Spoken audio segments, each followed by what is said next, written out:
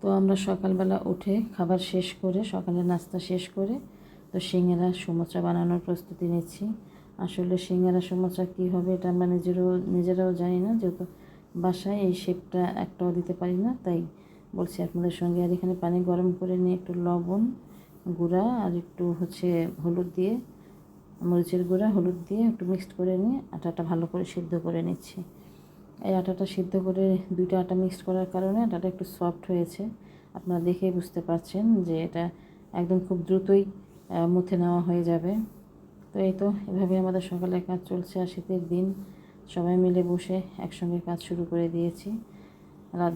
যেহেতু রাত্রে বানাতে পারিনি, তো সকালে আমরা এই যে বানানোর সময় সব হাসাহাসি করছিলাম যে তো আমরা সিঙ্গারার শেপ দিতে পারি নাই, এই জন্য একটু হাসাহাসিও করলাম। তারপরে আর কি করা যায়, হোক একটা কিছু তো বানাতে হবে।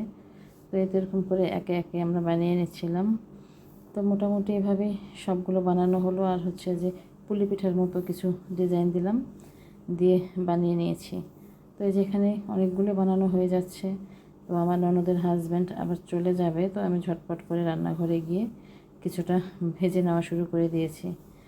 সেও অফিসে যাবে, যাওয়ার সময় কিছুটা নিয়েও যাবে। তো ভাবলাম যে খাওয়ার যেহেতু সময় নেই, ঝটপট করে ভেজে দিয়ে দিই। তো এই তো এদিকে ভাজা শুরু করে দিয়েছি আমি। আসলে এই রেসিপিটা যদি আপনাদের ভালো লাগে, আপনারা অবশ্যই বাসায় ট্রাই করতে পারেন বাচ্চাদের জন্য। বাচ্চারাও এতে খুশি হবে।